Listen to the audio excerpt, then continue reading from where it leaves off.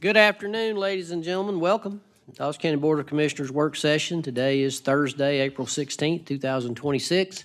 Appreciate everyone who's with us in attendance as well as those that are with us online. We'll get right into the new business. First up, we have presentation of request to accept opioid abatement funds from Dawson County Rotary Foundation Judicial Accountability Division Director Brad Williams. Brad, come on up. Afternoon, Chairman, Commissioners. For the background information, Dawson County Rotary Foundation received funds from the opioid settlements with the manufacturers of the drugs to distribute and support organizations that would help fight the opioid crisis locally.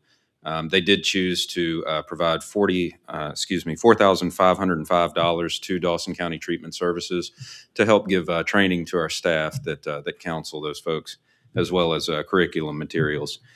The Rotary Foundation is kind of on a tight timeline with this one, so we would ask that this go ahead and advance to the voting session tonight, if possible. Thank you. Questions for Brad? Y'all good with moving? Yes. All right. Thank you, sir. Thank you very much. Next up, we have informational presentation of quarterly transportation purpose local option sales tax. You are not Don, but I'll let you go ahead, Robert. Good afternoon, Mr. Chairman, Commissioners. Thank you. You're correct. I'm not Don. Unfortunately, Don couldn't be here tonight. So in his place, I'm going to present to you Sloan Loftman. She's also with BM&K. And I need to start correcting myself. It's no longer BM&K. It's LJA. So you may start seeing that instead of the BM&K. So I'm going to turn it over to Sloan, and I'll be here for questions. Thank you. All right, good afternoon. Good evening. Yeah, definitely still not Dawn, and I'm not as good at public speaking as he is, so bear with me. But You'll make it. yeah. Well, we have a lot of information in this presentation tonight. I'll try to go as quickly as possible and be considerate of your time, but please don't hesitate to stop me if you have any questions that come up. So to start, this is our T-Splost dashboard. I'm sure you're familiar with it. I saw it in the lobby while I was walking in. It summarizes the current status of the program. As you can see, we have 5 completed projects, 1 in construction now, and 1 under contract that will be starting construction in a couple weeks. And we have 11 in design. As a reminder for the original referendum, we were anticipating about $68 million in revenue among the 5-year program. To date, we have collected over $18 million, which is pretty much in line with the $1.1 million we projected each month. Based on collections to date and then projected collections at that 1.1 a month, we are currently budgeting a total revenue after city distributions to come in at around $63 million. This table shows the projected budget distribution based on project type. So we have 5 categories here. We have road resurfacing and paving, full depth reclamation, intersection improvements, roadway improvements and widening, and then bridges. So you've probably heard, probably even Dawn say this before, but we've always been told projects from idea to completion can take 7 years on average. So a lot of our completed projects that we'll show you tonight are paving or FDR related, and that just gives us some time to get some intersection and roadway projects, get them going under concept and in design, while Robert and his team works on some of these paving projects. So these next few slides break down all of our projects in those 5 categories, but also in commitment years from 25 through 29. Anything highlighted in green has been completed. This starts our paving list, and you can see a couple of those have already been completed in 25. And then we have a lot of these scheduled towards the end of the program in 28 and 29 as well. This continues the paving list with Hanging Dog Road completed this year. On to the full depth reclamation category. We're at about 19 million here with 2 completed projects. A lot of this will happen in 2028 as well. Our intersection projects, we'll talk a little more in depth about most of these when we get to active projects, but almost all of these are currently in design, and State Route 9 South at Perimeter Road is listed under GDOT. The funding has been removed under commitment years because that's now a GDOT project.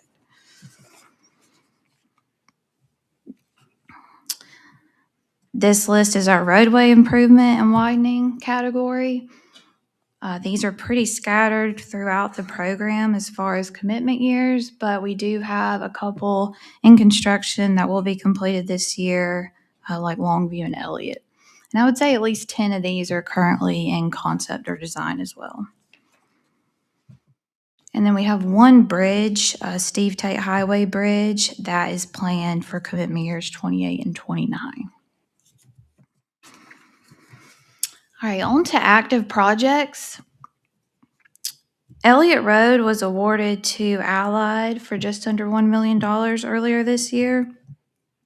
The scope includes widening to 2 10-foot lanes with associated drainage and utility adjustments. And we also have some patching and paving along Ruby and Sunset back behind Elliott that is included in Allied's contract. So that notice to proceed was given mid-March. Some water relocations have already been completed along Elliott, and then Allied has already completed a lot of their grading and erosion control. They're currently pouring curb and gutter and doing some drainage improvements, and we hope to see some FDR and paving activity starting within the month. So we see that being completed this summer.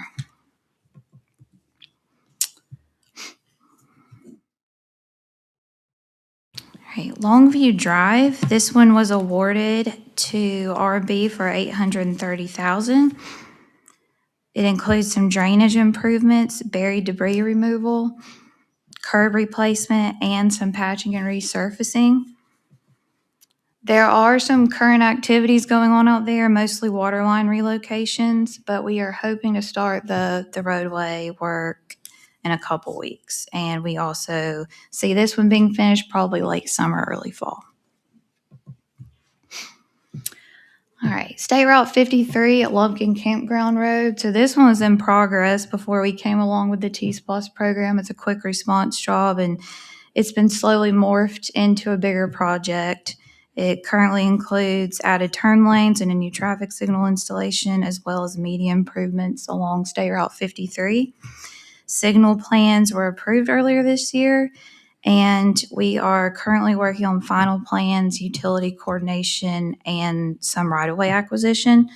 So we have been out there meeting with property owners. We were out there this week and are excited to see some of this right-of-way getting completed and offer packages getting sent out. And we were very excited to see the $1.7 million in LMIG funds that will go towards this project. So that was a big win for Dawson County. We are planning to let this project for construction later this spring. So down the road, Lumpkin Campground at Grizzle Road and Industrial Park. This includes a signal installation, turn lane modifications, and associated drainage and pedestrian improvements. We have had our preliminary plan field review already, and we're getting ready to start the right-of-way process with one of our on-call right-of-way consultants. The final plans and utility coordination are in progress, and we hope to let this out this year as well. How long of a project is that? Like once it is the actual construction part of it starts, how long will that take? Do you have any idea? I would say around 6 months. Okay. So we see it being completed in 2027, not 26. I would say early 27. Okay, thank you.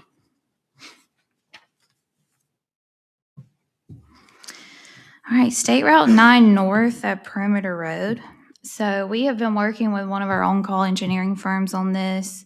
We looked at a traffic study as well as a couple concepts, including a roundabout and a signal at this intersection. And after looking at the traffic, the concepts, required right-of-way, and just the overall costs, we have nailed down a roundabout for this project. So they are currently working on a proposal for full design, and we hope to get that started very soon. Cowart Road, this is an FDR project from State Route 53 to Kelly Bridge Road. It'll go to 24-foot wide pavement, 10-foot lanes with 2-foot paved shoulders. And it's currently out for bid and due at the end of the month, and anticipates a 90-day construction time. All right. Now, the next few slides are projects that are currently in concept by the on-call engineering firms we have. So most of these, we've seen traffic studies come out. We've kind of discussed what kind of concepts or alternatives we would want to see, and then the cost associated with those. So they're at kind of various stages throughout that concept phase. The first one is Couch Road. We are really focusing on pavement widening and sight distance improvements along this corridor, as well as some drainage improvements. The main areas of improvement we're looking at are the intersections of Elliott Road, Lake Drive, and then Kilo Church Road. Lumpkin Campground Road at Dawson Forest Road.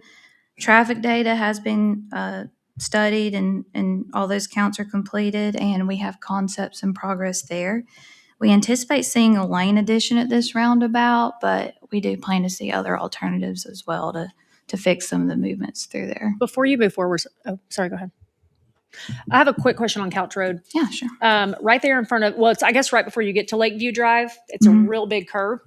Are we calming that down some? Well, we're looking at a design speed of like 35 through there, but when we first rode that project with Robert, that area was his biggest concern. So we're looking at options to maybe cut that hill back some, maybe adding in some curb just in that area to help with clear. Okay. Yeah. So that is a big focus. We have 2 alternatives for that area right now. I'm working on a third. Okay, perfect. Thank you. I'm a little nervous to ask this question because it can open Pandora's box. Lumpkin Campground Road, Dawson Forest Road. When you say adding a lane, are you talking about going to a double roundabout? Yes, maybe not for all 4 quadrants. It may be more of a bypass lane at one quadrant, may be where we end. Okay. So I don't know that I anticipate double lane the entire way. Okay. They're also looking at some other options there. They're really taking a look at some of the access points to these developments as well to see if there's something we can do there. Okay. But yeah, I would say probably just one leg of it. Thank you. I don't know if we're ready for a full double. That's a lot. I've been to Paris. I was in one the other day. It If worked you've been fine. at the roundabout at Chick-fil-A and Walmart, it's a double. It's a double. People use it like it's a double, so it's fine. All right, so more of our projects in the concept design phase. So the Whitmire Drive, we just received concepts for Whitmire Drive, and they're under review, but we do anticipate a roundabout at the intersection of Whitmire and Lumpkin Campground Road, as well as adding a center turn lane along Whitmire Drive. Okay, I have one more question. Mhm. Me again, sorry. Okay, Whitmire Drive and Lumpkin Campground. I'm a little bit concerned about that area. Not what y'all are doing, but how quickly it can get done. Because I don't have the timeline in front of me of T-Splosh in general, but when are we looking at the roundabout for Whitmire?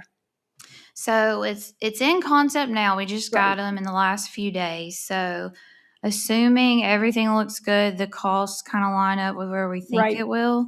I mean, we could kick that off into full design this year and maybe see some construction towards the end of 27. Okay, so, but realistically, probably not a roundabout till 28? Probably. Probably completion sometime early 28. Okay, thank you. Okay. At the bottom of that slide is Hubbard Road. This includes some roadway improvements and widening and realignment at Amicalola Church Road and Steel Bridge Road. And we currently have these concepts in progress as well, and have been looking at right-of-way requirements associated with those. All right, A2 Moore and Jules Slayton are both skewed intersections not far from one another. We've gotten some survey data in, and some improvement scenarios are currently in progress for both of those as well. These, if we move forward with these, I would say they can move forward pretty quickly, just with a limited scope there. All right, on to some completed projects. This slide contains completed projects in 2025. So Robert and his staff did a great job of starting these early in the program and buying us some time with some of these that require a lot of design. So we have Nightfire Drive and Dogwood Way, total cost of $1.7 million. Keith Evans Road at 1.2, and then Blue Ridge Overlook at 1.2 as well. Emmett Drive was completed at about $80,000. This year, Hanging Dog Road was completed. That was the paving of a gravel road from Grizzle to the end of the county road system. Since it's so fresh, we don't have the final cost yet, but it should be around $300,000. All right. Do y'all have any other questions? Questions? Yeah. Thank you, ma'am. Good job. Yeah, thanks, everyone. You didn't need Don. You did fine. Tell him I said you did great. I appreciate it.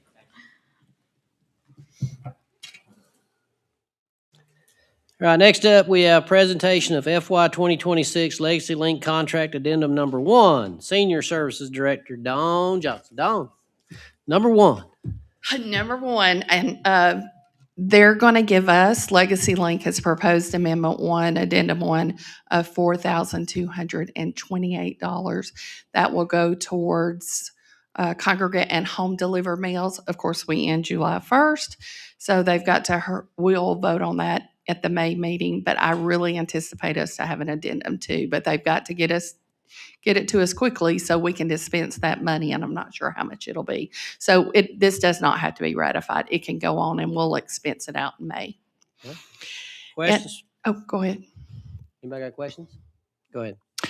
I do have something I want to present real quickly that Kristen has online. We have been working the past couple of months with Aaron, who I cannot say enough great things about. We have compiled about 4 videos, and we have gone out into the county and interviewed our homebound clients that are basically 80-90% homebound besides going to the doctor. And we picked 3 people, 3 homes to go visit and do interviews with. The first one was Mr. Dawson County, Gordon Perkle. He did a good job. I can't say enough good things about him. I guess you could say he's sort of family to me, but he's been around a long time and fixing to be 90 years old. The second one we did was Charlie Tatum. Now, Billy, I know, Chairman Thurman knows Charlie Tatum. Charlie Tatum came to work here when we were in the other courthouse. And he came to the commissioner's office and asked for a job, and they have moved up here from around Alpharetta. And very smart man, and he's close to 92 and 90 also. And he just came in the courthouse and asked for a job, and it was right after we started building permits. Now, back in the day, the building permits, I know for the first house I purchased was $5. It was in 1989, 88. It was a little pink form. I think it was about the same time you probably purchased one, Chairman. And he later came on as a county building inspector and went to school to learn how to do that. So him and I worked together for many, many years downstairs, and we were across from each other. And then the third, we interviewed a couple, Buddy and Shirley Lee, who live off of Thompson Road. And they're real big in their church, Trinity, and they just are some of the nicest people. So the video we're going to show you is a clip of all the videos, including myself, and I have definitely determined that I'm not a Sandra Bullock. So I'm so glad it didn't cost us anything to do this video. But there's several more videos, and Chris and I will send them out to you so you can see them individually.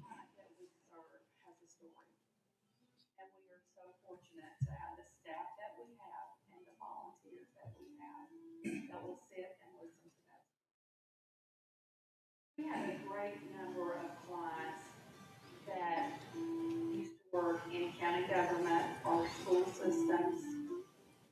the other affiliates out there, they used to help us involved in their community, and now we are helping them by selling Meals on Wheels. Meals on Wheels is a joy to me. I enjoy it. Well, I'd recommend they do it. There's probably a lot of people, I think they would enjoy it. Well, I think they should because, like I said, I thought it would take away from someone, and I didn't want to take away from anyone else. But like Dawn presented it to me, we're not taking away from someone else. That's what they're there for. And I would tell them to do it. Some days you just don't feel good, and you're glad somebody come in and checked on you, you know? But it's grateful to have somebody to come and check on you, even if you're not homebound. It's great. Boy, it saves us money. Meals on Wheels, we enjoy getting them. Of course, yeah. I just explain what all they do, and they need to come and join us and help with this. We serve residents 60 and older in all of Dawson County. We would love for you to come out to our center and see us. Give us a call.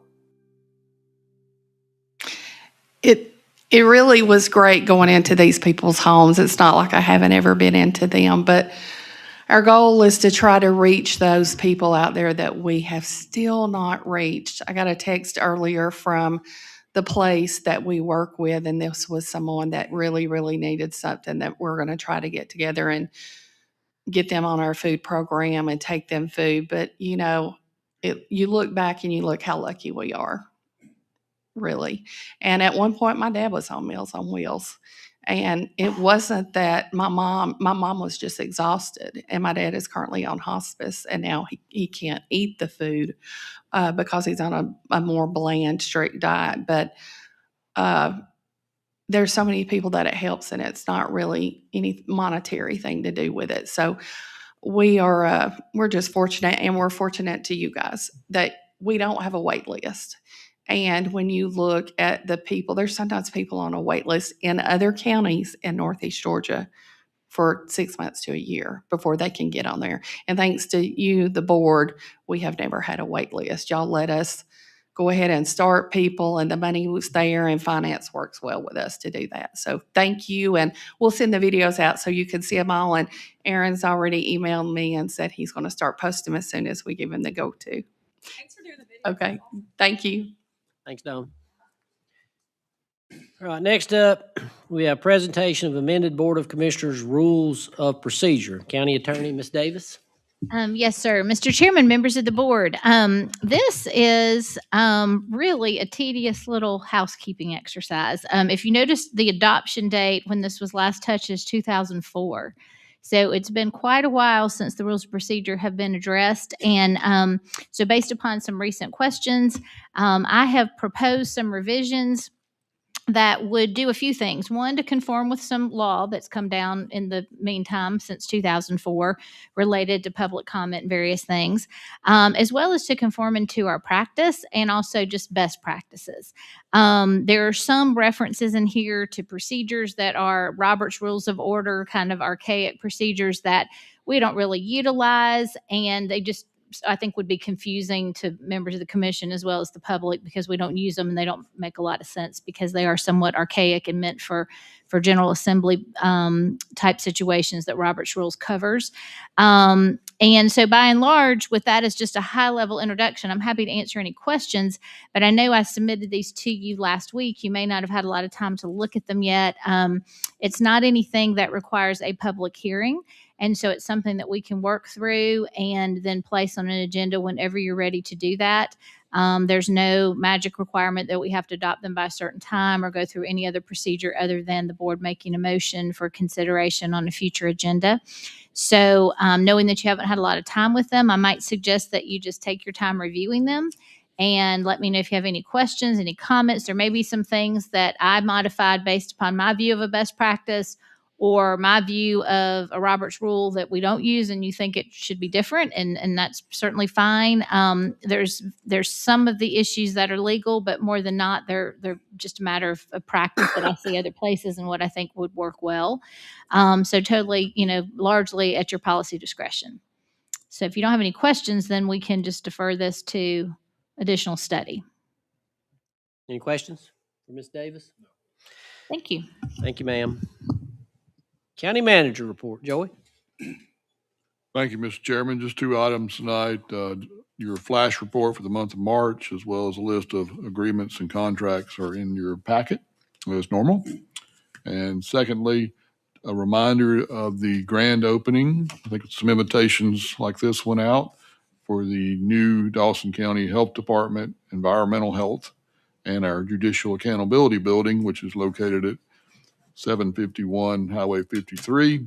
That is scheduled for April 27th, Monday week at 10:30 a.m., rain or shine. And we're looking forward to a big day of showing off that building and doing some special recognitions on that day. So please make sure that's on your calendars. And with that, I have nothing further, sir. Questions of the county manager? County attorney report, Ms. Davis. Yes, sir. No public report, but we would have need for an executive session for litigation. Okay. With that, I'll entertain a motion to go into executive session. Make a motion to go into executive session to discuss litigation. Got a motion by Commissioner Stowers, seconded by Commissioner Bruce. Any discussion? All in favor, let it be known by raising your right hand. And that is 4-0. Thank you. For those of you that are here in attendance, as well as those that are listening, we will be back at 6 o'clock for the voting session.